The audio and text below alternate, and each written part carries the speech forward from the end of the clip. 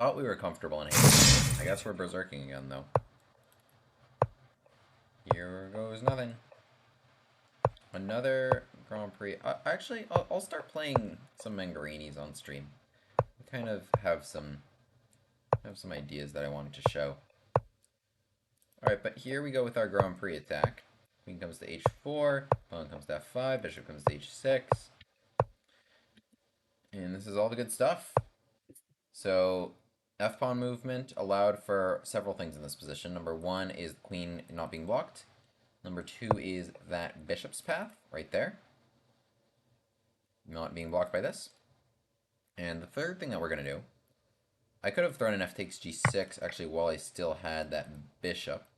Okay, so they got rid of that knight. That's actually a good thing they did. Otherwise, I was going to play an hg5. Hg5 would have just... That was really my target. Knight g5, take, sacrifice on f6, and put my queen right there with an knight on g5. So after getting rid of the dark square bishops. Nonetheless, this is still extremely strong even without that. As you can see, I'm threatening takes and queen takes again. Just because of this pin, there was no pawn takes until right now. I could take this twice if I felt like it.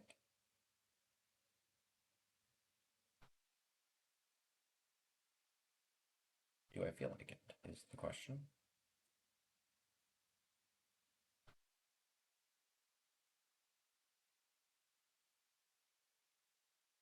Yeah, let's play rook h3. So I'm going to keep putting pressure on this point. Oh, I think I have a nice tactic here that ends the game. As rook takes h5 and f6. And no way to guard mate there, with the queen now defending the pawn because there's no other pawn here blocking her defense. But regardless, in this position, I think it was extremely strong. I think I was threatening h7 right here, and my opponent resigns. I was threatening h7 right there. I was going to go rook f1 to try and dislodge that, try and take it here. If not, I could even go g4, g5, but I think, that like they trade here, it only makes the problem worse because that bishop now slices through. So really, really nice attack the Grand Prix can get you. Just playing f4, queen comes over to h4 against these Finachetto structures. Queen comes over to h4, f5 is the next part of that, and that opens up both the rook here and the bishop here for swapping these dark square bishops. That's their best defender.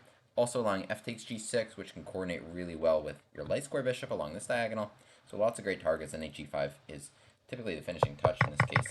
We ended with a slightly different tactic by sacrificing the knight just to open up this defense, f6, threatening queen g7, gg. Thank you. And we've won the arena. We've won this 3+2 arena. We late joined it. Opportunity. I don't know. Oh, of avoiding theory. I thought you meant avoiding the game by letting the clock run out. Yeah, avoiding theory. I'm not sure. G6 and knight f6 was very strange to me, actually. I play e5 in here. If I play a much higher rate opponent, I want to go into theory.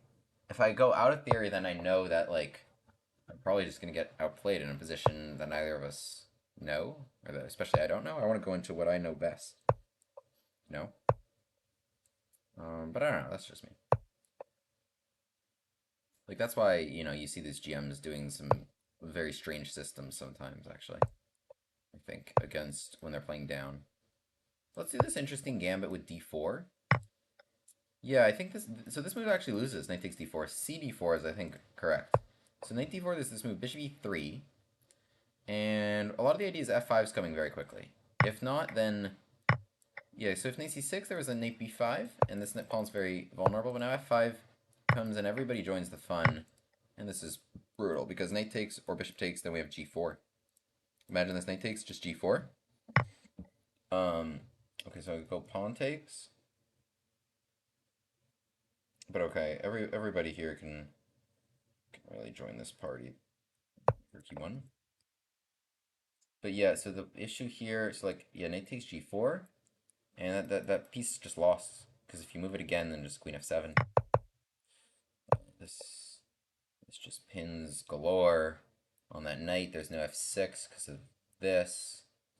So that knight is toast. Rook e8 here. Seems pretty bad. Seems pretty bad. Bishop e5. They can hang on for a moment. Knight d5. pins. Playing around gambits that you know well is the way to beat high rate opponents, maybe. Love the Von Hennig.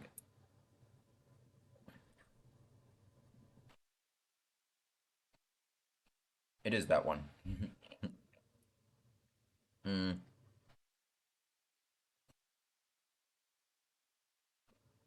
You guys can go here, and you can actually click on. That's the whole repertoire for all my YouTube videos, actually.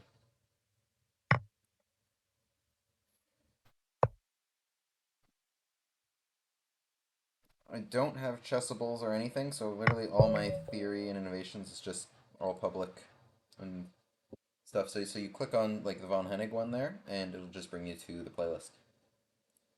All right, we are tops in the arena now after winning these games.